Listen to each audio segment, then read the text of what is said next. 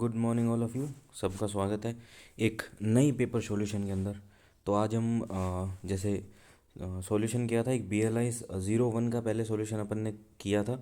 वो वीडियो देखने के लिए आप आई बटन पे यहाँ पे क्लिक करके वो वीडियो पुराना वाला देख सकते हैं। ठीक है, अभी अपन सॉल्यूशन करने वाले हैं BLI 02 का, जो पेपर होता है लाइब्रेरी क्लासिफिकेशन एंड कैटलॉगिंग का। ठीक है, थ्योरेटिकल पेपर होता है ये किसका, क्लासिफिकेशन एंड कैटलॉगिंग का। इसका सॉल्यूशन करने वाले ये पेपर हुआ था जून 2024 में। ये पेपर किसने कंडक्ट कराया था, VMOU ने कराया था। ठीक है, VMOU ने, जो यूनिवर्सिटी है, अभी उसके एग्ज़ाम भी होने वाले हैं, इसलिए जो PYQ है वो पढ़ने बहुत ज़रूरी हैं। और वही PYQ वापस क्या होते हैं, बार बार रिपीट होते हैं। ठीक है, तो वही बेसिक अपना 70 मार्क्स का ये पेपर होगा। इसमें 3 सेक्शन आते हैं। पहले सेक्शन में 7 क्वेश्चन करने होते हैं, दूसरे में अपने को करने होते हैं, कहाँ गया दूसरा, ये रहा दूसरा सेक्शन में अपने को 4 क्वेश्चन करने हैं। हर क्वेश्चन के 7 नंबर मिलेंगे, 28 नंबर का ये हो गया। और 28 नंबर का ही सेक्शन C होता है, जिसमें 2 क्वेश्चन करने हैं 14-14 नंबर के। ठीक है, ये तो हो गए अपने 3 सेक्शन। अपने को हो सके उतने ज़्यादा क्वेश्चन अटेम्प्ट करने हैं, और मिनिमम अपने को 50 मार्क्स तो इसमें कवर करने ही करने हैं। ठीक है, तो शुरू करते हैं अभी पहले पहले सेक्शन के पहले क्वेश्चन से। तो पहला क्वेश्चन है डिफाइन लाइब्रेरी कैटलॉग। भाई लाइब्रेरी कैटलॉग को डिफाइन करना है ना। लाइब्रेरी कैटलॉग क्या होता है, पुस्तकालय जो सूची होती है ना उसको, वो क्या होता है लाइब्रेरी कैटलॉग। तो ये रहा आपका क्वेश्चन नंबर 1। ये ऊपर वापस से मैंने डिटेल सारी लिख दी है कि जो जून 2024 में एग्ज़ाम हुआ था वो है ये। और ये BLI 02 का है, जिसका नेम है लाइब्रेरी क्लासिफिकेशन कैटलॉगिंग।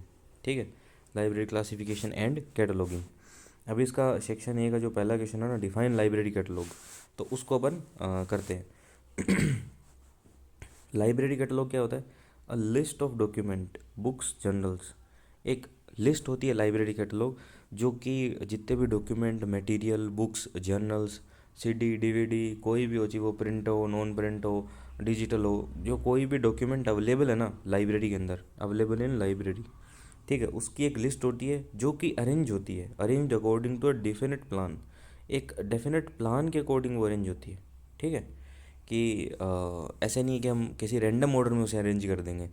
भाई ऐसे रैंडम ऑर्डर में तो किताबें रखी हैं, हाँ, तो ऐसे नहीं होगा। उसे एक डेफिनेटिव एक ऑर्डर में, एक प्लान के अकॉर्डिंग उसे ऑर्डर करना होता है, जो कि क्या हेल्पफुल हो लोकेट यूज़र को रिसोर्स करने में।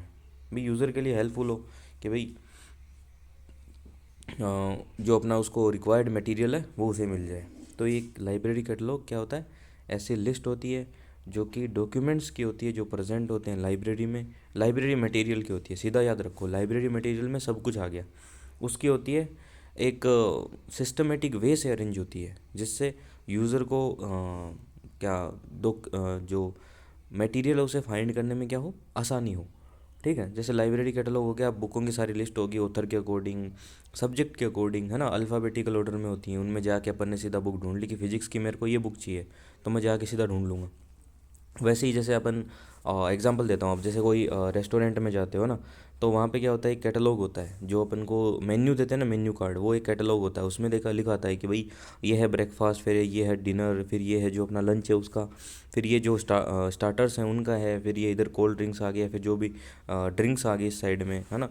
ऐसे करके अलग अलग सेक्शन बनाए होते हैं, और उनमें अलग अलग या तो प्राइस के अकॉर्डिंग या अल्फ़ाबेटिकल ऑर्डर से वो अरेंज होते हैं।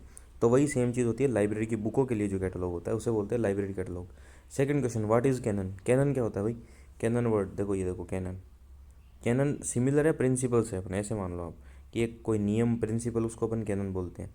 देखो हिंदी वाले बच्चे भी पढ़ सकते हैं, जैसे ऊपर वाले क्वेश्चन का जो हिंदी में डिटेल ना सेम की सेम दे रखी है। हिंदी में अगर कोई बच्चा है तो मैं जैसे PDF तो अवेलेबल हो ही जाएगी आपको, है ना, तो हिंदी में ही पढ़ सकते हैं। तो क्वेश्चन नंबर 2 पे चलते हैं। In library science canon refers to a fundamental principle standard rule. ठीक है, कैनन किसको रिप्रेजेंट करता है, कोई फंडामेंटल प्रिंसिपल होता है, कोई स्टैंडर्ड होता है, या कोई रूल होता है, by which cataloguing and classification schemes are judged और डेवलप्ड। ठीक है, कि उससे क्या होती है, क्लासिफिकेशन और कैटलॉगिंग स्कीम होती है, वो जज की जाती है और डेवलप की जाती है। जैसे क्या है, रंगनाथन्स कैनन है, कि फॉर एग्जांपल कि कैनन ऑफ क्लासिफिकेशन या कैनन ऑफ कैटलॉगिंग है। तो वो कैनन क्या होते हैं, एक फंडामेंटल प्रिंसिपल होते हैं, एक स्टैंडर्ड या एक रूल होते हैं, जो क्या करते हैं, डिफाइन करते हैं कि भाई आपको किसी चीज़ को करना है तो इस हिसाब से करना है, इन चीज़ों को अवॉइड करना है, ये इनके रूल हैं, इन रूलों को यूज़ करना है ऐसे। ठीक है। तो ये एक टाइप से नियम कानून कायदे हो गए लाइब्रेरी साइंस सब्जेक्ट के लिए, ऐसे मान लो आप। फिर चलते हैं क्वेश्चन नंबर 3 पे। What is library classification. भाई लाइब्रेरी क्लासिफिकेशन क्या होता है ना। तो ये रहा आपके सामने answer. Library classification is the process of arranging books and other library material on shelves in a systematic order, usually by subject, to facilitate easy retrieval। ठीक है। मतलब जो लाइब्रेरी क्लासिफिकेशन होता है कि लाइब्रेरी का जो भी मटेरियल है ना, उसको अरेंज करना किसके अकॉर्डिंग, एक सिस्टमेटिक ऑर्डर में अरेंज करना। या तो वो सब्जेक्ट से हो सकता है ना, या वो ऑथर के अकॉर्डिंग हो सकता है, या फिर अल्फ़ाबेटिकल किसी और क्लासिफाइड ऑर्डर में हो सकता है, किसी और ऑर्डर में। तो किसी एक ना विशेषता के आधार पर बुकों को अरेंज करना लाइब्रेरी में। बुक नहीं बोलेंगे, मटेरियल, जो भी मटेरियल लाइब्रेरी में सबको अरेंज करना, तो उसे बोलते हैं अपन लाइब्रेरी क्लासिफिकेशन। अब नेक्स्ट क्वेश्चन पे चलते हैं। 3 डन हो गया। 4th पे, what do you understand by almost faceted scheme. भाई आप ऑलमोस्ट फेसेटेड स्कीम है ना, उससे क्या समझते हैं। अपने दो होती है ना, एक तो न्यूमरेटिव होती है, एक फेस्टेड होती है। तो फेस्टेड स्कीम में अपन ऑलमोस्ट फेस्टेड से क्या समझते हैं, ये देख लो। An almost faceted scheme consist of a rigid schedule. देखो पहली बात तो उसमें रिजिड शेड्यूल होते हैं, जो भी क्लास नंबर या फिर जो सब्जेक्ट दिए होते हैं ना, वो रिजिड होते हैं कि उनमें आप कोई चेंजेस नहीं कर सकते। मतलब ए का मतलब जनरेलिया तो जनरेलिया है, मतलब वी का मतलब हिस्ट्री है तो हिस्ट्री है। ठीक है। जैसे सीसी में होता है ना, वी का मतलब क्या होता है, हिस्ट्री होता है। तो उसका वो शेड्यूल होता है वो, तो उसका मतलब हिस्ट्री है तो हिस्ट्री है of main class, but allows for some synthesis. पर क्या अलाउ करता है, कुछ आंशिक जो चेंज होता है ना वो अलाउ करता है सिंथेसिस, यूजिंग क्या, किसको यूज़ करके, जो फैसेट्स हैं और कॉमन आइसोलेट है उनको यूज़ करके। अब कॉमन आइसोलेट क्या होता है भाई, जैसे आपने सुना होगा सीसी के अंदर जो कॉलन क्लासिफिकेशन है उसमें, कि भाई common isolate of time, common isolate of space, common isolate of time, है ना, स्पेस का हो गया, टाइम का हो गया, ऐसे अलग अलग कॉमन आइसोलेट होते हैं।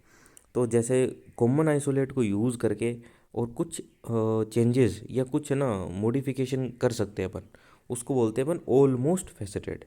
जो कि पूरी तरीके से चेंज नहीं हो सकती, जैसे फुल्ली फ्रीली फेस्टेड होती है ना, उसकी तरह से इसको इसके अंदर चेंज नहीं कर सकते अपन। ठीक है।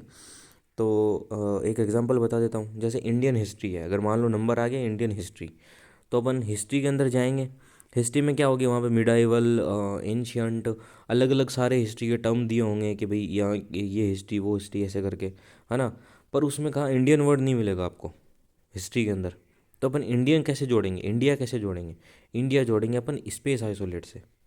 अपन स्पेस आइसोलेट में जाएंगे, वहाँ पे इंडिया का नंबर देखेंगे। सीसी में जो इंडिया का नंबर है वो क्या है, 44 है। ठीक है। एशिया का 4 है और इंडिया का 4 एक और है, तो 44, इंडिया का 44 है। तो ऐसे अपन जाके जो स्पेस आइसोलेट है उसमें से देखेंगे 44, और एक कनेक्टिव सिंबल यूज़ करके अपन जोड़ देंगे, तो वो हो गया इंडियन हिस्ट्री V44 ऐसे। ठीक है। अब मेरे को आप ये बताओ कि अगर किसी ने अगर CC DDC थोड़ा कुछ पढ़ा है ना बेसिक भी, तो ये बताओ कि स्पेस आइसोलेट के लिए कौन सा सिंबल है और टाइम आइसोलेट के लिए कौन सा सिंबल है। और ये दोनों आप कमेंट करके बताना, जिसका आंसर सही होगा ना वो मैं पिन कर दूंगा, या फिर उसको थम्स अप मिल जाएगा। ठीक है। फिर चलते हैं नेक्स्ट क्वेश्चन पे कि व्हाट इज़ CRIES। भाई क्राइस क्या है ना। इसका आंसर देखते हैं अपन, ये रहा। इसकी फुल फॉर्म देख लेते हैं पहले तो। Commonwealth regional information exchange system, Commonwealth information exchange system. भाई क्राइस की फुल फॉर्म है ना, वो है Commonwealth regional information exchange system. It is a network design to facilitate the sharing of information among the Commonwealth countries.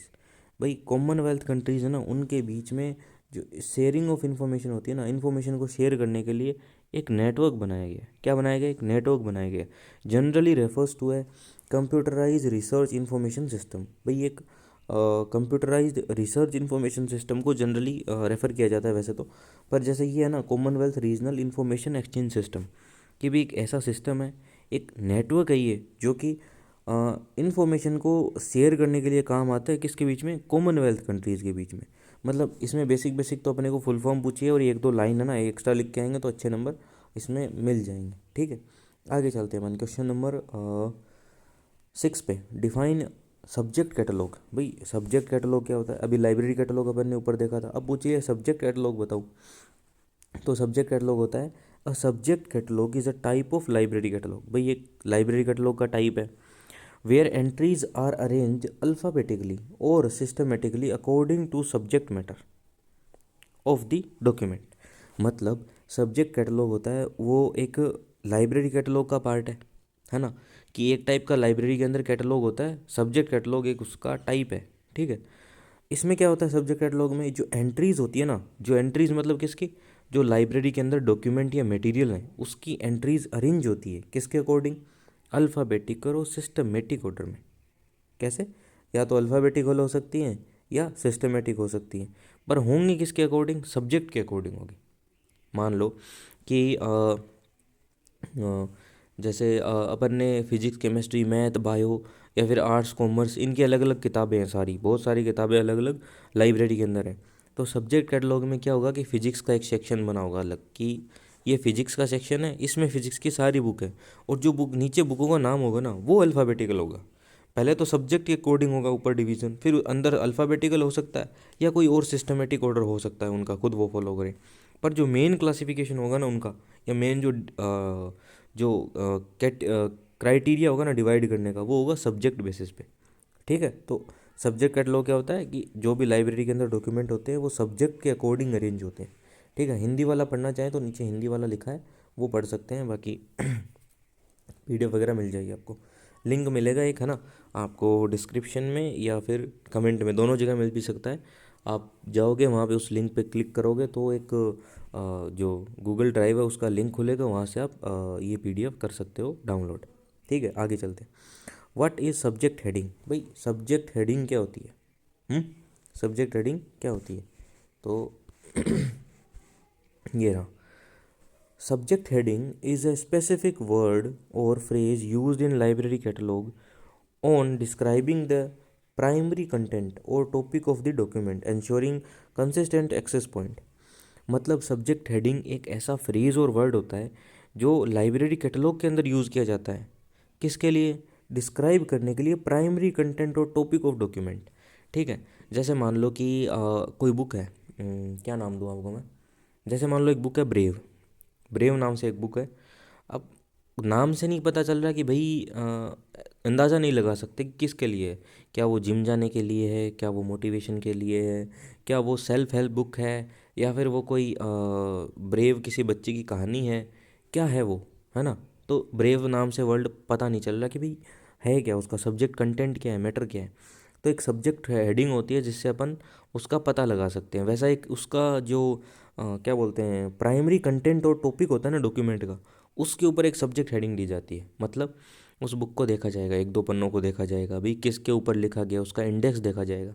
अब brave book को खोला तो पता चला कि ये तो सारी जो परमवीर चक्र है ना, जितने भी अपने इंडियन आर्मी के परमवीर चक्र हैं, जिन्होंने जिन्होंने परमवीर चक्र जिनको मिले उनकी स्टोरीज़ हैं। तो पता चला कि ये तो भाई मिलिट्री से रिलेटेड बुक है या फिर आर्मी से रिलेटेड बुक है, तो उसके लिए उसकी सब्जेक्ट हेडिंग दी जाएगी। ठीक है, कि भाई मिलिट्री की heading they the subject heading, तो कोई मिलिट्री वाले सेक्शन में देखेगा ना तो उसको द ब्रेव बुक मिलेगी, वो उसको ओपन करेगा तब उसे पता चलेगा कि भाई ऐसी एक बुक है। ठीक है, अगर बुक का नाम ही होता द परमवीर चक्रास हीरोज ऐसे करके कुछ, तो सीधा नाम से ही पता चल जाता, पर द बुक का नाम क्या था, ब्रेव था, तो पता नहीं चला। इसके लिए क्या दी जाती है, सब्जेक्ट हेडिंग दी जाती है। फिर चलते हैं अपन सेक्शन बी पे। देखो ए सेक्शन कंप्लीट हो गया अपना, है ना, ए सेक्शन हो गया कंप्लीट। अब चलते हैं बी सेक्शन पे। बी सेक्शन का पहला क्वेश्चन। देखो वीडियो अगर कंटेंट वगैरह ठीक है, आपको ठीक लग रहा है, अच्छे से दिख रहा है, तो भाई सब्सक्राइब करके जाना चैनल को ना। Discuss the purpose and types of library catalogue. The purpose और टाइप बताना लाइब्रेरी कैटलॉग का, कि पहले तो कितने टाइप के लाइब्रेरी कैटलॉग होते हैं और क्या उनका पर्पज़ होता है। तो अपन चलते हैं सेक्शन बी पे, ये रहा, discuss the purpose type of library catalogue. देखो पहले तो लाइब्रेरी जो कैटलॉग होता है उसका पर्पज़ क्या होता है, according to C A Cutter. C A Cutter एक महान व्यक्ति हैं अपने लाइब्रेरी साइंस फील्ड के, उनके अनुसार ना जो पर्पज़ है ऑब्जेक्टिव है वो क्या होता है वो देखते हैं। to enable people to enable person to find a book of which either the author, the title or the subject is known, to show what the library has given author on a given subject or a given kind of literature, to assist the choice of book। ठीक है, मतलब library जो catalogue होता है उसका basic purpose होता है कि भाई या तो उसका ऑथर को, जो रीडर आ रहा है लाइब्रेरी में, या तो उसको ऑथर पता हो या टाइटल या सब्जेक्ट, कुछ तो उसे पता हो कि भाई मेरे को पढ़ना क्या है, और उससे अपन उसको असिस्ट करके वो बुक ढूंढ के दे सके। इतना सा पर्पस होता है लाइब्रेरी कैटलॉग का, कि जो यूज़र की चॉइस है ना वो फुलफ़िल हो जाए, उसकी नीड के अकॉर्डिंग उसको उसकी ज़रूरत वाली किताब मिल जाए। ठीक है, अब देख लेते हैं टाइप ऑफ कैटलॉग कि कितने टाइप के कैटलॉग होते हैं, और कुछ एक दो टाइप देख लेते हैं अपन। जैसे ये है ऑथर कैटलॉग। एक होता है author catalogue, entries are arrange by author name, कि भाई ऑथर के नाम के अनुसार है ना एंट्री अरेंज होती हैं, कि भाई रंगनाथन है तो उनकी ये सारी 50-60 बुक होगी। फिर जैसे सीए कटर है तो इनकी ये बुक होगी, है ना, ऐसे अलग अलग ऑथर हो गए, उनकी बुकों की एंट्री उनके अकॉर्डिंग, नाम के अकॉर्डिंग होती है। फिर होता है टाइटल कैटलॉग, जो एंट्रीज होती है अरेंज किसके होती है, टाइटल के अकॉर्डिंग होती है। मेन तो देखो ऑथर और टाइटल वाला इतना ज़रूरी नहीं है, मेन तो है सब्जेक्ट कैटलॉग की एंट्रीज होती है ना जो, वो अरेंज होती हैं बाय सब्जेक्ट हेडिंग, कि जो सब्जेक्ट हेडिंग है ना उसके अनुसार जो सारी बुकों की एंट्री है वो अरेंज होती है। दूसरा क्या है, डिक्शनरी कैटलॉग। डिक्शनरी कैटलॉग जिसमें author, title, subject, entries are mixed in a one alphabetical order. भाई डिक्शनरी कैसी होती है, जो अपनी डिक्शनरी अपन काम में लेते हैं उसमें देखो, आपने कभी देखा हो तो ABCD के अकॉर्डिंग सारी A to Z उसका फॉर्मेट होता है, वहाँ से अपन कोई भी वर्ड होता है उसका मीनिंग देख सकते हैं। तो वैसे ही डिक्शनरी के तरीके से या तो ऑथर या टाइटल या सब्जेक्ट, सारी एंट्री या तो मिक्स हो जाती हैं, या फिर सब्जेक्ट या फिर टाइटल या ऑथर को लेके उन एंट्रियों को अल्फ़ाबेटिकल ऑर्डर में अरेंज कर दिया जाता है। कि जैसे कि अलग अलग बुकों का नाम है, इंडियन हिस्ट्री, इंडियन ज्योग्राफी, है ना, ऐसे करके। तो इंडियन पे आ गए वो, बाद में हिस्ट्री और ज्योग्राफी जुड़ा है तो H पहले आता है, V पहले आता है, H पहले आता है, तो हिस्ट्री वाली बुक ऊपर होगी और ज्योग्राफी वाली नीचे होगी, है ना। जी पहले आता है, सॉरी, ज्योग्राफी बोला मैंने, हिस्ट्री और क्या ज्योग्राफी बोला ना, हाँ, हिस्ट्री और ज्योग्राफी, तो ज्योग्राफी पहले आता है, हिस्ट्री बाद आता है, तो ऐसे करके हो गया। मतलब अल्फ़ाबेटिकल ऑर्डर में डिक्शनरी की तरह जो अरेंज होता है ना उसे बोलते हैं अपन डिक्शनरी कैटलॉग। फिर चलते हैं classified catalogue, arranged bye classification number. देखो जो क्लासिफिकेशन नंबर है ना, जिस स्कीम को अपन यूज़ कर रहे हैं, या तो DDC हुआ या CC हुआ, उसके अंदर जो क्लासिफिकेशन नंबर अपन ने दिया है बुक का, उसके अकॉर्डिंग उसकी एंट्री करना, तो उसे बोलते हैं क्लासिफाइड कैटलॉग, या कोई और अदर अपन क्राइटेरिया डिसाइड कर सकते हैं। तो ये मेन टाइप के हो गए कैटलॉग। हिंदी वाले नीचे ये देखो, ये देख सकते हैं नीचे लिखा हुआ, हिंदी वाले बच्चे पढ़ सकते हैं। बाकी मैं तो ऐसे ही कहना चाहूँगा कि अगर आपको थोड़ी बहुत भी इंग्लिश आती है ना, तो आप प्रेफर करो कि इंग्लिश में पढूं और इंग्लिश में लिख के आऊँ। आप इंग्लिश में लिखोगे आपको ज़्यादा नंबर मिलेंगे। दूसरी बात, आप जो सब्जेक्ट है ना उसको ईजी वे में आप समझ सकते हो, भाई समझने में आसानी होगी आपको, क्योंकि सारा सब कुछ कंटेंट सब कुछ इंग्लिश में है ना, हिंदी में बहुत कम चीज़ें हैं। Describe the master canon of the cataloguing with example. भाई master canon of cataloguing, canon of cataloguing बताने अपने को, master canon of cataloguing with example. तो चलते हैं अपन, है ना। 3 number question, Ranganathan formulate canon to guide the cataloguing. भाई रंगनाथन ने फॉर्मुलेट किए थे कैनन किसके लिए, कैटलॉगिंग को गाइड करने के लिए। सम जैसे की कैनन इंक्लूडिंग, कुछ कैनन इसमें दिए गए हैं जो मैंने यहाँ पे इंक्लूड किए हैं। पहला है कैनन ऑफ असर्टेनेबिलिटी। देखो कैनन ऑफ असर्टेनेबिलिटी ये क्या बोलता है, information for the catalogue entry must be taken from the title page of the document itself. Ascertainability का मतलब कि जो इन्फॉर्मेशन अपन ले रहे हैं ना वो सर्टेन होनी चाहिए, उसमें कोई है ना चेंजेस नहीं होने चाहिए, है ना। कि भाई अपन ने बुक ली, उठाई, उसका 50वां 60वां पेज खोला, वहाँ से देखा उस पेज पे क्या लिखा, उसके अकॉर्डिंग एंट्री कर दी, ऐसे नहीं होगा। जो एक वैलिड सोर्स होता है ना बुक का, वहाँ से डॉक्यूमेंट का वैलिड सोर्स होता है, जैसे टाइटल पेज, या जैसे टाइटल प्रॉपर, या क्या बोलते हैं अपन, जैसे टाइटल के बाद में जैसे सेकंड पेज होता है, उसको इंडेक्स को, उन उन पेजों को यूज़ करके जो डॉक्यूमेंट है ना उसकी क्या करना, कैटलॉगिंग करना, कैटलॉग में उसको एंट्री करना उसकी। तो एक सर्टेन अपने को इन्फॉर्मेशन वहाँ से लेनी है, मतलब हर कुछ ही बुक से नहीं उठाना है, ऐसे है। फिर है कैनन ऑफ प्रीपोटेंस, कि भाई कैनन ऑफ प्रीपोटेंस क्या कहता है, कैनन ऑफ प्रीपोटेंस ये रहा, ये कहता है the essential information should be placed in the leading section, कि भाई जो ज़रूरी जानकारी है ना वो लीडिंग सेक्शन में लिखी जानी चाहिए। To minimise search time, author name in heading, जैसे एग्जांपल दे रखा है ऑथर नेम इन हेडिंग। आगे अपन जाके जो प्रैक्टिकल वाली क्लासेस हैं या फिर जो प्रैक्टिकल वाले पेपर हैं वो भी आगे सोल्व करेंगे, तो उसमें आपको मैं बताऊंगा कि भाई कैटलॉग कार्ड होता है उसमें कितने सेक्शन होते हैं सीसी के अनुसार, वो कितने सेक्शन होते हैं अपने AACR 2 के अंदर कितने होते हैं ना, ऐसे अलग अलग मैं आपको बताऊंगा। तो उसमें जो लीडिंग सेक्शन होता है ना लीडिंग सेक्शन, उसमें जो मेन जो इन्फॉर्मेशन है ना बुक की वो लिखी जानी चाहिए। इम्पोर्टेंस किस इन्फॉर्मेशन को देना चाहिए ये कहना इसी पे फोकस करता है कि भाई आप ऐसी चीज़ पे इम्पोर्टेंस मत दे दो जो काम की नहीं है, जो काम की इन्फॉर्मेशन ना उसी को इम्पोर्टेंस देनी है। कुल मिला के ये बात है, मतलब कि बुक मान लो लिखी है प्रेमचंद ने बुक लिखी है ना, कि कोई प्रेमचंद की बुक है, कोई कहानी की बुक है या कोई कविता है, कुछ भी है, प्रेमचंद की बुक है, बुक का नाम ऐसे ही अज्यूम कर लो कोई भी नाम है ना, XYZ, एक्स नाम है बुक का और प्रेमचंद ने लिखी है। तो अपन क्या करेंगे, एक्स और प्रेमचंद दोनों को छोड़ के अपन बुक के बीच में से पेज खोल रहे हैं, वहाँ पे कोई नाम आया, बुक के अंदर कहानी में कोई कैरेक्टर था या ना कोई किरदार था, उसका कोई नाम आया कि जैसे उसका नाम है लखन, तो अपन ने उस बुक का एंट्री कर दी कार्ड से लखन के नाम से। ऐसे थोड़ी होता है ना। तो जो एंट्री होगी ना किस चीज़ को इम्पोर्टेंस देनी है, वो कैनन ऑफ प्रीपोर्टेंस बोलता है। ठीक है, कि भाई एंट्री को जो लीडिंग सेक्शन है ना उसमें मेन इन्फॉर्मेशन लिखनी है, एसेंशियल इन्फॉर्मेशन, जिससे क्या हो सर्च मिनिमाइज हो, कि भाई कम से कम टाइम में किताब ढूंढी जा सके। आगे चलते हैं। कैनन ऑफ कंसिस्टेंसी, कंसिस्टेंसी क्या करता है भाई कि the similar document should be catalogued in similar manner to avoid confusion, कि अगर जैसे कोई सिमिलर बुक है, हम्म, एक ही सब्जेक्ट के ऊपर सिमिलर बुक है, कि मान लो जैसे आ गया कि 11th 12th की कोई बुक है, physics part 1, physics part 2, physics part 3, ऐसे बुक हैं, उनका फिर सब टाइटल में एक अलग अलग नाम लिखा है, तो उनकी एंट्री है ना वो सिमिलर वे में होनी चाहिए, जिससे क्या हो कन्फ्यूजन अवॉइड हो, कि भाई कोई चीज़ ऊपर लिख दी कोई चीज़ नीचे लिख दी, ऐसे नहीं लिखना है। सिमिलर वे में होना चाहिए, जो सीधा सीधा देख के पता चले कि सेम है, पर इनकी सब हेडिंग अलग हो और फटाफट आइडेंटिफाई करके कोई भी यूज़र ढूंढ सके। तो ये हो गया कैनन ऑफ कंसिस्टेंसी। फिर चलते हैं कैनन ऑफ करेंसी।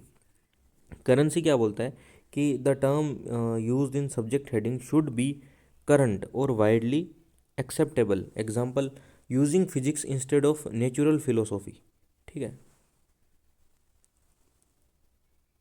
हम्म, जैसे करेंसी का मतलब होता है कि जो करंट में टर्म यूज़ हो रहे हैं, है ना, अपडेटेड टर्म या करंट में जो टर्म यूज़ हो रहे हैं या वाइडली जो एक्सेप्टेबल जो टर्म है ना उनको यूज़ करना।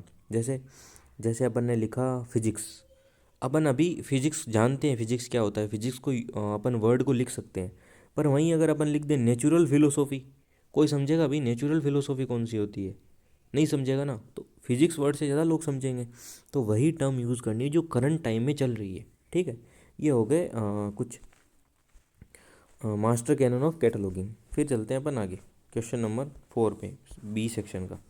Explain the various type of specific species of library classification. ठीक है, कि various type of species of library classification, इस पे चलते हैं, ये रहा।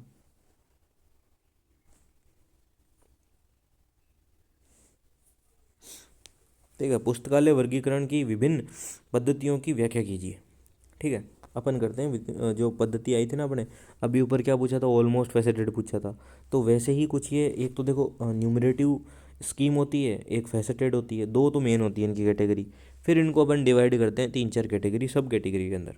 पहले चलते हैं न्यूमरेटिव स्कीम। न्यूमरेटिव न्यूमर, जो न्यूमरेटिव वर्ड है ना उससे पता चल रहा है कि वो क्या होगी, नंबर वाली क्लास होगी। क्या होगी वो, नंबर वाली क्लासेस, जो सेक्शन होते हैं ना उसमें वो क्या होंगे, नंबर वाले।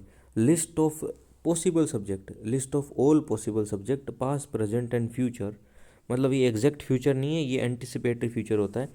With readymade class. ठीक है, क्या है उसके साथ में, रेडीमेड क्लास नंबर। एग्जाम्पल दिए रखा है इसमें, library of Congress classification scheme LCC। जैसे एग्जाम्पल बताता हूँ आपको मैं, न्यूमरेटिव स्कीम वो होती है जिसमें एक से लेकर मान लो आपने नंबर दे दिए। जैसे एग्जांपल लेते हैं DDC का, डीडीसी जो पहला दूसरा तीसरा एडिशन या स्टार्टिंग वाले एडिशन थे वो थे न्यूमरेटिव। उनमें क्या था कि जैसे 1 2 3 ऐसे करके नंबरिंग थी 1000 तक। जैसे अपन 20 पे जाते हैं तो लाइब्रेरी साइंस आता है, ठीक है, 0 20 पे आता है लाइब्रेरी साइंस। तो जो पहले से डिसाइडेड क्लास है ना, वो सारे नंबर लिखे गए हैं उसमें। किसमें? न्यूमरेटिव स्कीम में। वहाँ पे नंबरों का यूज़ करके खुद ही पहले नंबर लिख दिए कि आगे कोई फ्यूचर में अगर मान लो, जैसे उसमें बायोलॉजी का तो नंबर दे रखा है, पर माइक्रो बायोलॉजी या टेक्नो बायोलॉजी या ऐसा कोई नया जो सब्जेक्ट फ्यूचर में क्रिएट होने वाला है उसका कोई नंबर नहीं है।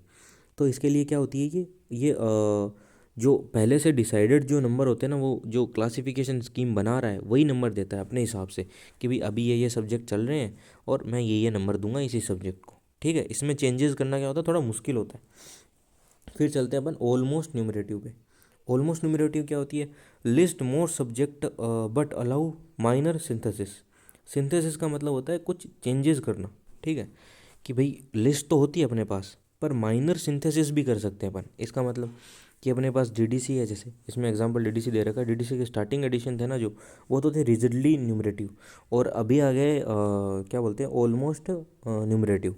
जैसे एग्जांपल देता हूँ मैं आपको एक, कि अपन डीडीसी में मान लो लाइब्रेरी साइंस कर रहे हैं। अब लाइब्रेरी साइंस इन इंडिया ये अपने को कोड बनाना है। तो लाइब्रेरी साइंस का अपने को पता है कि 20 है, 0 20 लिख दिया।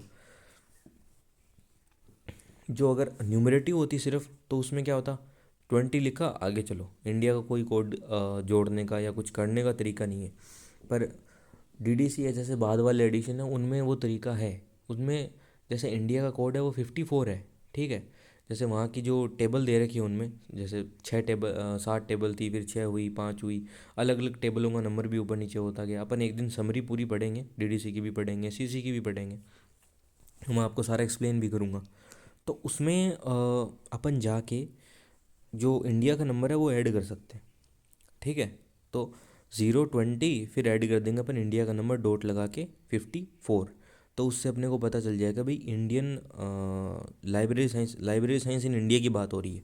तो जो क्लासिफिकेशन कर रहे हैं ना, वो और डेप्थ लेवल पे हो गया है ना, ऐसे। फिर चलते हैं अपन ऑलमोस्ट फैसेटेड पे। फैसेटेड क्या होता है? जिसमें पक्ष होते हैं, फैसेट होते हैं जिसमें। It has a rigid framework but allows some division by facet. ठीक है, एग्जाम्पल दे रखा है यूडीसी। फिर है फैसेटेड स्कीम, लिस्ट ऑफ, कहाँ गया, एक मिनट।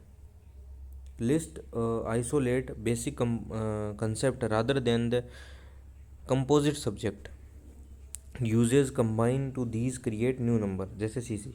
अभी आपको समझाता हूँ फैसेटेड स्कीम क्या होती है। जैसे पक्ष बने होते हैं अलग अलग। आपने अगर किसी ने पहले पढ़ा है तो ध्यान दिया होगा, सीसी के अंदर पक्ष होते हैं, PMEST, है ना, PMEST पक्ष होते हैं, उनको बोलते हैं पक्ष। उन पक्षों के हिसाब से अलग अलग अपन उनमें जो सिंबल होते हैं वो ऐड करते हैं, और अलग अलग क्लासेस से अलग अलग जगह से नंबर उठा उठा के अपन कोई भी सब्जेक्ट का या कोई भी कॉम्प्लेक्स अगर सब्जेक्ट है उसकी भी अपन क्लासिफिकेशन कर सकते हैं। उसे बोलते हैं फैसेटेड स्कीम। ये मोर ओवर कम रिजिड होती है जो न्यूमरेटिव होती है उससे, और इजी होता है इसमें क्लासिफिकेशन, नहीं थोड़ा हार्ड होता है इसमें क्लासिफिकेशन करना। न्यूमरेटिव में क्लासिफिकेशन करना क्या होता है, ईजी होता है। ये अपन बेसिक बेसिक डिफरेंस आ गया। आप इसमें अपने तरफ से बना के भी लिख के आ सकते हैं, और ये इसका क्या हो गया, हिंदी में जो एक्सप्लेनेशन है वो सारा हो गया, हिंदी वाले बच्चे पढ़ सकते हैं। फिर चलते हैं आगे। Question number 5, what is the difference between CC and DDC. भाई सीसी और डीडीसी में क्या डिफरेंस है? हाँ, एक में तो पक्ष है, एक में पक्ष नहीं है, यही है। देख लेते हैं, अभी देखो ये रहा। सीसी है ना जो, वो एक फैसिलिटी स्कीम है, पर डीडीसी है वो एक ऑलमोस्ट ऑलमोस्ट न्यूमरेटिव स्कीम है। मतलब सीसी में तो पक्ष दिए हुए हैं, और डीडीसी में क्या है, नंबर के अकॉर्डिंग क्लास जो शेड्यूल्स हैं, जो क्लासेस हैं वो डिसाइड है। ठीक है, दूसरा नोटेशन क्या है, सीसी में मिक्स नोटेशन है। मिक्स नोटेशन का मतलब 2 3 हिसाब का, जैसे नंबर, लेटर, सिंबल, अलग अलग चीज़ों को यूज़ करके अपन नोटेशन करते हैं सीसी में। पर डीडीसी में क्या, प्योर नोटेशन है, सिर्फ इंडो अरेबिक नंबर यूज़ होते हैं उसमें। सिर्फ इंडो अरेबिक नंबर 1 2 3 से लेके 9 तक, एक से लेके सॉरी 0 से लेके 9 तक नंबर होते हैं डीडीसी के अंदर। तो वो हो गया प्योर न्यूमरेटिव, कि भाई सिर्फ एक ही प्रकार का सिंबल या नंबर या यूज़ कर रहे हैं अपन, पर सीसी में क्या कर रहे हैं, नंबर भी यूज़ कर रहे हैं, एबीसीडी भी यूज़ कर रहे हैं, है ना, लेटर भी अलग अलग सिंबल भी यूज़ कर रहे हैं, कोलन सेमी कोलन सब कुछ यूज़ कर रहे हैं। तो ये हो गया नोटेशन। उसके बाद चलते हैं स्ट्रक्चर पे। CC is based on postulates and canon, PMEST. देखो सीसी के अंदर क्या है, पोस्टुलेट है, पीएमईएसटी है, कैनन है, ठीक है। पर डीडीसी इज हायरार्कियल। डीडीसी क्या है भाई, हायरार्कियल है। उसमें एक हायरार्की बनी हुई है 10 मेन क्लास की, 10 मेन क्लास, फिर 10 मेन क्लास के वापस से 100 सब जो क्लासेस हैं वो हैं, फिर उसके अंदर जो 1000 जो सेक्शंस हैं वो हैं। तो ये अलग अलग हायरार्कियल स्कीम है डीडीसी। उसके बाद चलते हैं ओरिजिन कहाँ से हुआ। सीसी है ना जो एस आर रंगनाथन ने बनाई थी इंडिया में, और डीडीसी बनाई थी मैनुअल डेवी ने, कहाँ, यूएसए में 1876 में, ठीक है। और सीसी बनी थी रंगनाथन ने बनाई थी इनको 1933 के अंदर। फिर चलते हैं अपन क्वेश्चन नंबर 6 पे। Mention the various features of SLSH। Shares list of subject heading के फीचर बताने अपने को।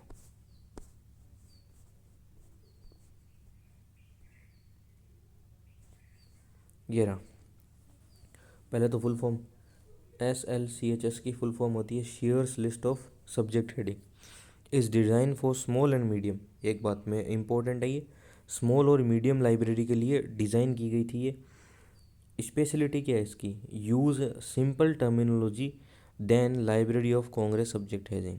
भाई जो library of Congress subject heading है उससे क्या करती है, सिंपल टर्मिनोलॉजी यूज़ करती है, ठीक है। ये एक सब्जेक्ट हेडिंग है, सब्जेक्ट हेडिंग अपन ने पढ़ी थी, ऊपर देखा था सब्जेक्ट हेडिंग क्या होती है। फॉर्मेट इसका होता है alphabetical listing of subject heading. ये अल्फ़ाबेटिकली लिस्ट होती है इसमें सब्जेक्ट हेडिंग सारी, जो कि ईजी होता है देखना। इसमें रेफरेंस के लिए सी और सी ऑल्सो एंट्रीज़ का भी यूज़ किया जाता है ना। और reference guides to user to connect term, ठीक है। फिर होती है direct entry, prefer directly specific entry, cat instead of zoology और वर्टिब्रेट्स और मिनी मैमल्स, उसके अंदर कैट, ठीक है। Prefer direct specific entry. देखो इसमें डायरेक्ट स्पेसिफिक एंट्री को प्रेफर किया जाता है।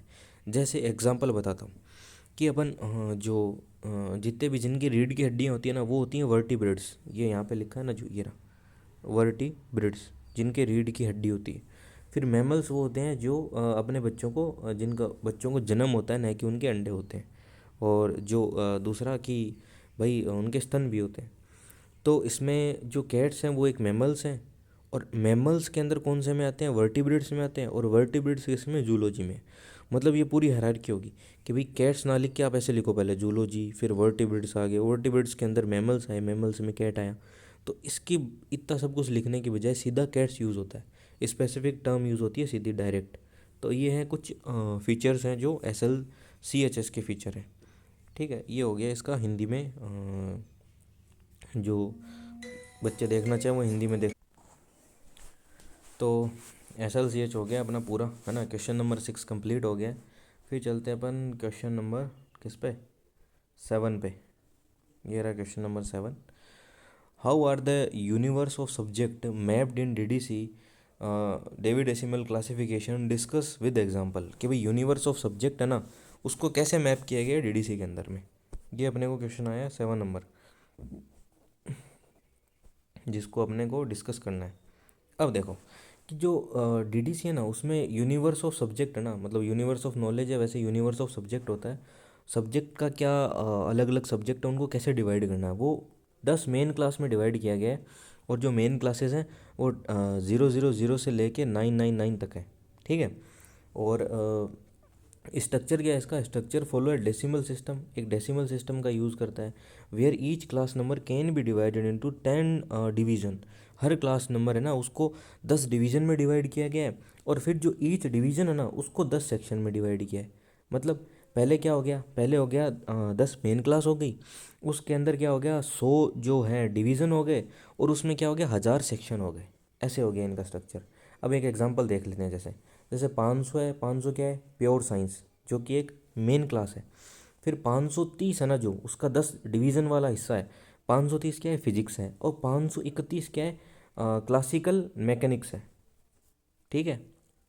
ये हो गया सेक्शन, तो मेन क्लास, डिवीजन और सेक्शन, ये हो गया example. This structure allows a hierarchical mapping of the general to specific, मतलब ये जनरल टू स्पेसिफिक जो अप्रोच है ना वो यूज़ करता है, जिसको अपन बोलते हैं डिडक्टिव, डीजीपी। ठीक है, जनरल टू पर्टिकुलर और जनरल टू स्पेसिफिक भी बोलते हैं अपन। डिडक्टिव अप्रोच एक हायरार्की में यूज़ करता है। हायरार्की क्या होती है कि जैसे एक ट्री की तरह होती है क्या, मतलब एक ट्री की तरह मान लो कि उसकी दो ब्रांचें हैं, फिर उसके अंदर एक ब्रांच के अंदर अलग अलग ब्रांच, फिर उसकी भी अलग अलग ब्रांचें हैं, जैसे पहले दादा हो गया, फिर उसके जैसे बेटे हो गए, फिर उनके बेटे हो गए, फिर उनके और बेटे हो गए, ऐसे होती है एक हायरार्की। तो वैसे हायरार्कियल स्ट्रक्चर है, पहले 10 मेन क्लास, फिर उनके अंदर क्लासेस, फिर उनके अंदर और क्लासेस। तो ये इसमें पूरा दिया गया है, हिंदी वाले बच्चे भी यहाँ से दे सकते हैं। फिर अपन चलते हैं क्वेश्चन नंबर 8 पे। क्वेश्चन नंबर 8 क्या कहता है भाई, ये रहा question number 8। Discuss the current trend in standardisation. भाई करंट ट्रेंड को बताना है किसमें, स्टैंडर्डाइजेशन में, कि वर्तमान में जो मापदंडों में वर्तमान में चलन क्या चल रहा है वो बताना है अपने को। तो क्वेश्चन नंबर 7 पे चलते हैं, सॉरी 7 हो गया, 8 पे चलते हैं। ये देखो, देखो इंग्लिश पहले तो लिखा है कि जैसे current trend focuses on interoperability and digital access. Interoperability क्या होती है, पहले ये बताता हूँ आपको, कि भाई एक दूसरे के साथ में पोर्टेबिलिटी हो, एक दूसरे के साथ में चीज़ें काम कर सकें, है ना, इधर से इधर जा सकें चीज़ें, है ना। मान लो मेरे पास पीडीएफ का कोई फॉर्मेट है और मैं वो आपको शेयर कर सकूँ तो आप भी उसको एक्सेस कर सकें, मेरे पास कोई दूसरा फॉर्मेट है उसको आप एक्सेस कर सकें। तो इंटर पेरोबिलिटी है वो होता है, डिजिटल एक्सेस होता है ना। दूसरा जैसे आईएसबीडी की बात की, international standard of bibliographic description, जो उसमें है उसमें कंसोलिडेशन है कि भाई इंटरनेशनल स्टैंडर्ड यूज़ करना है एक बिब्लियोग्राफिक डिस्क्रिप्शन के लिए। फिर जैसे मार्क 21 का यूज़ कर रहे हैं अपन, है ना, मार्क 21 के जैसे टैग होते हैं अलग अलग, कि कोई अपने को बिब्लियोग्राफिक डिस्क्रिप्शन या कोई एंट्री, किताब की एंट्री डालनी है तो मार्क टैग होते हैं। मार्क टैग भी जैसे 000 से स्टार्ट होकर 999 तक चलते हैं ऐसे। ठीक है, ऐसे होते हैं मार्क टैग। जैसे 80, आपने सुना होगा 100 हो गया, जैसे 100 किसके लिए होता है, टाइटल के नेम, या फिर जैसे ऑथर का नाम हो गया उसके लिए हो गया, टाइटल हो गया उसके लिए हो गया।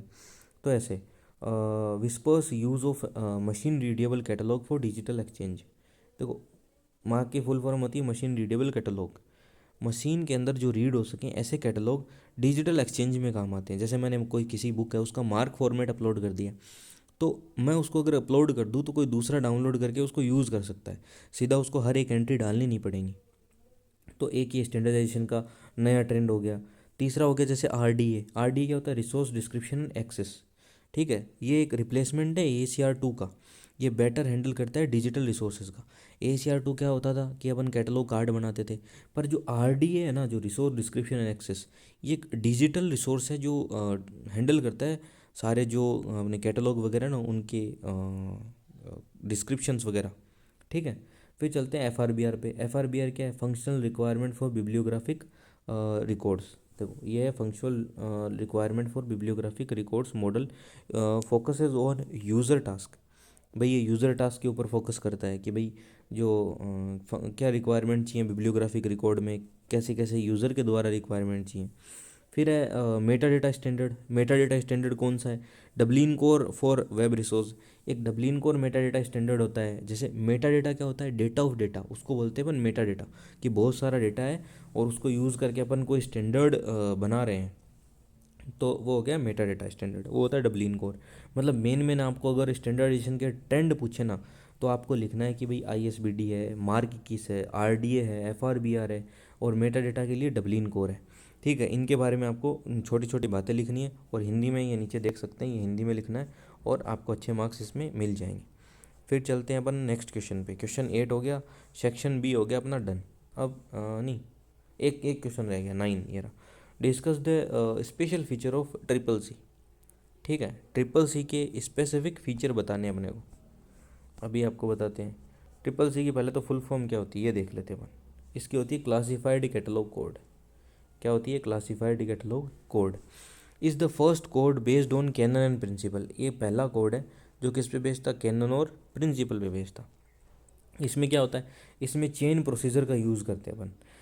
It invaded the chain procedure for diving specific subject entries from the class number।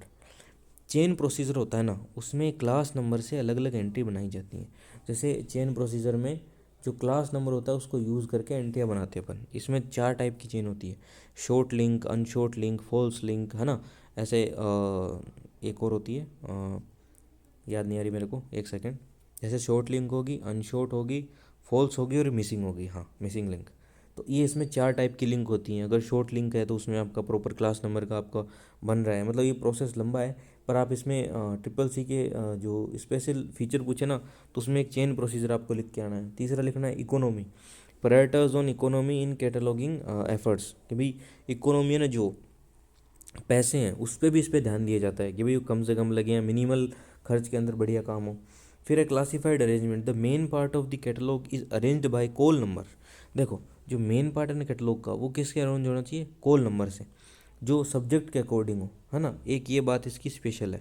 फिर है symbiosis, designed to work in symbiosis with colon classification. एक और बात, ये कॉलन क्लासिफिकेशन के साथ में काम करने के लिए डिज़ाइन की गई है triple C. Classified catalogue code है ना जो, वो एक ऐसा कैटलॉगिंग का कोड है जो ट्रिपल सीसी के साथ में, कॉलन क्लासिफिकेशन के साथ में यूज़ करने के लिए बनाया गया है। इसमें कॉल नंबर से एंट्रीज़ की जाती हैं मेन पार्ट के अंदर, ठीक है। और जैसे अपना AACR2 का कार्ड होता है ना कैटलॉग कार्ड, वैसे ही ट्रिपल सी का कैटलॉग कार्ड होता है। अलग अलग एंट्रीज़ होती हैं, दोनों को मैं एक दिन अच्छे से दोनों कार्ड ला के उनकी एंट्रीज़ करके पूरा एक दिन आपको प्रैक्टिकल अप्रोच भी समझाऊंगा। उसमें आपको बताऊंगा कि चेन प्रोसीजर कहाँ यूज़ हो रहा है ना, कहाँ अपन कैसे जो क्लास नंबर है उसके अकॉर्डिंग अरेंज कर रहे हैं। मेन अगर आपने पहले सुन रखा है तो ये बात आप याद रखना, और इससे आपका क्वेश्चन बन जाएगा। हिंदी वाले नीचे देख सकते हैं, आगे चलते हैं ना। Question number 9 B section complete हो गया, अब सी सेक्शन बचा है। सी का पहला question, discuss the need and objective of cataloguing. भाई कैटलॉगिंग की नीड और ऑब्जेक्टिव को डिस्कस करना है, ठीक है।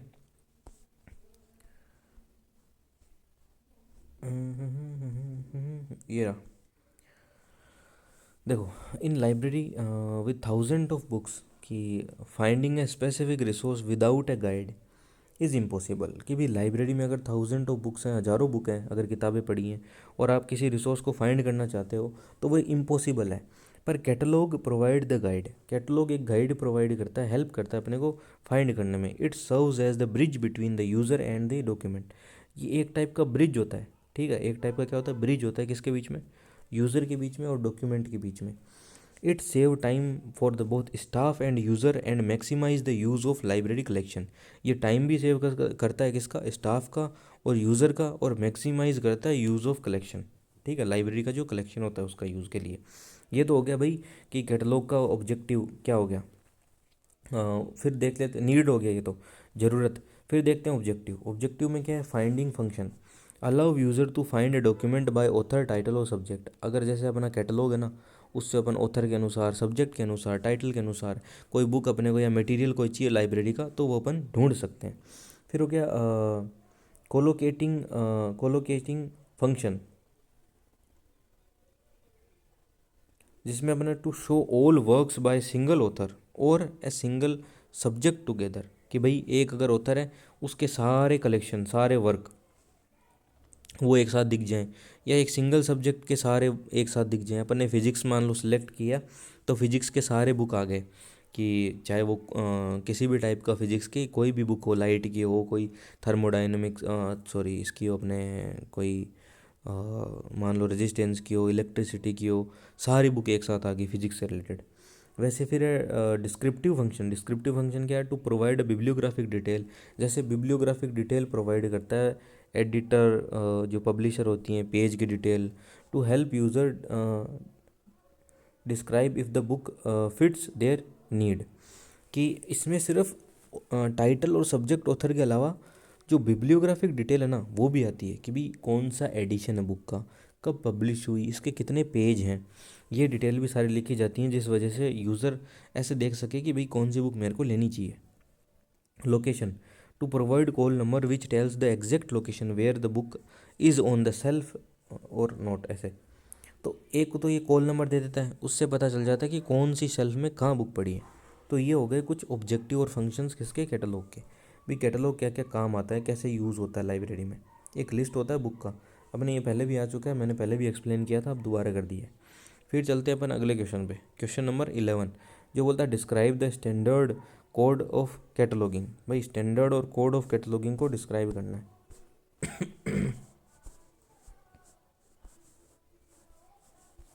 ये रहा, देखो cataloguing codes are set of rule for creating catalogue entries. भाई ये कैटलॉगिंग कोड है ना, वो एक सेट ऑफ रूल है किसके लिए, कैटलॉग एंट्रीज को क्रिएट करने के लिए। मेजर स्टैंडर्ड कोड है ना वो इंक्लूड करते हैं, जैसे ब्रिटिश म्यूजियम कोड, ठीक है, जैसे ब्रिटिश म्यूजियम कोड आया था 1841 के अंदर। One of the earliest code emphasise on author entry. भाई सबसे पहला कोड आया था ये, और ऑथर एंट्री पे एम्फेसाइज, ये जोर देता था। फिर चलते हैं cutters rule for dictionary catalogue.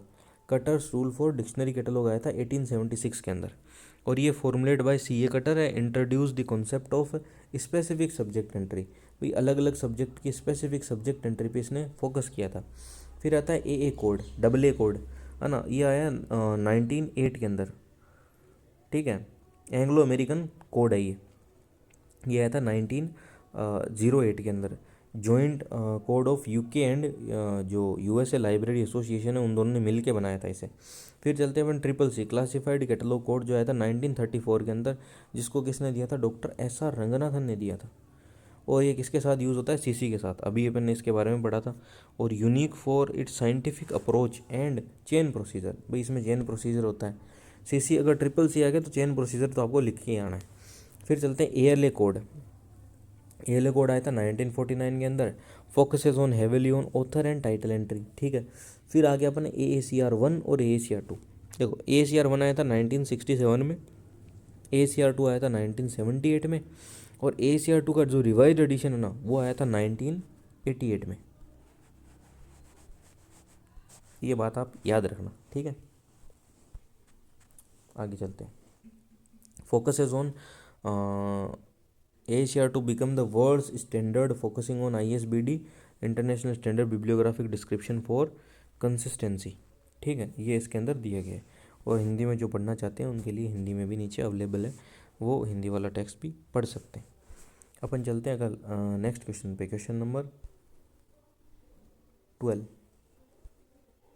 ये रहा 11 हो गया, 12, describe the main entry of triple C. भाई ट्रिपल सी की मेन एंट्री ना उनको डिस्क्राइब करना है। भाई ट्रिपल सी में कितने टाइप की मेन एंट्री होती हैं, क्या क्या है, तो वो डिस्क्राइब करना है, ये रहा।